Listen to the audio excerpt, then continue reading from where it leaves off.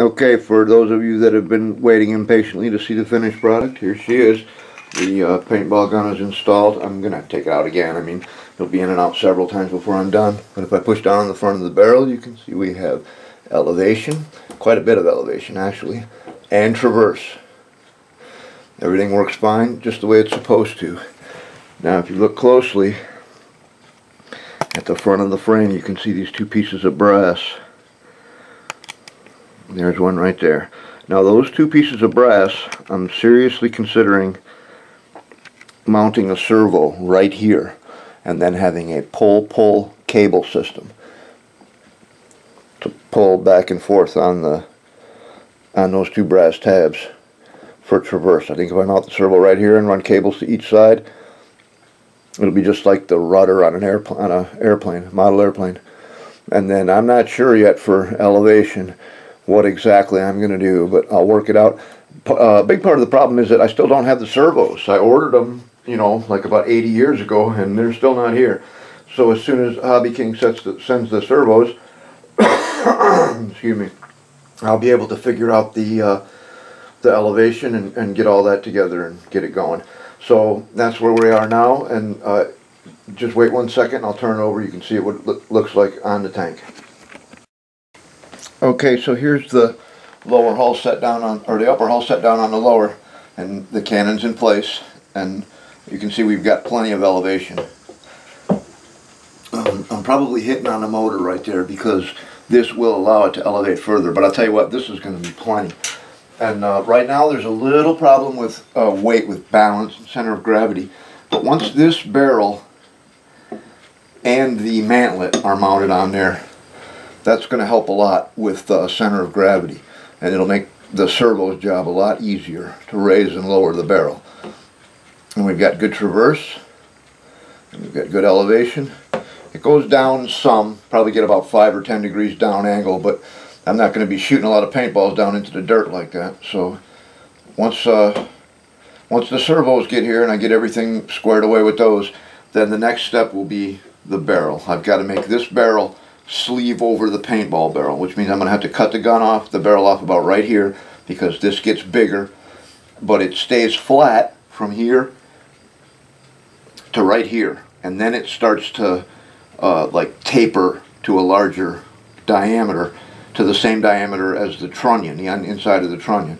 So I can mount the gun anywhere to here, and it's actually going to come out a little further, because Roy was kind enough to find me the dimensions that I need, which is about 9 3/16 from the end of the barrel to the front of the tank. So that's right about there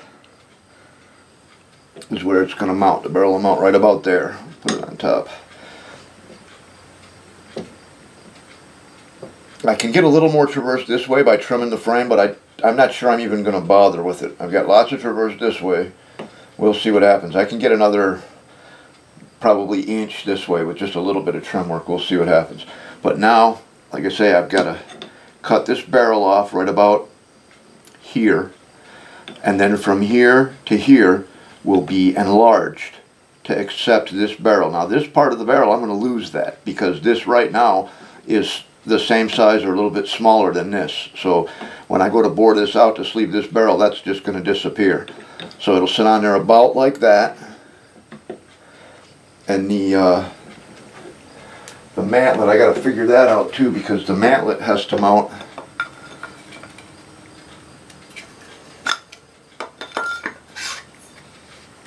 mounts right about there. So if we're coming, that's going to be too far forward. So when I move it back, I think the barrel's actually going to be too short. I'm not sure what it was like on the original kit, but yeah, it's right there. It's too short, and that's about where it's going to sit. So my total barrel length might end up being a little bit off as far as the distance from the front of the tank to the end of the barrel. Might end up being a little bit off, but that would be as it was with the original kit, because by the time I get done, I'll have the mantlet and the end of the barrel mounted right where it would have been if I'd have made it stock. And I think everything's going to work out just fine. And like I said, you know, there's a couple of areas on this tank where I just got good and lucky. You know, like the clearance of the paintball gun. There's a motor right underneath here. One of those big honking motors is right under there. But the frame cleared with like a 1/2 inch clearance, and everything just seemed to fall into place.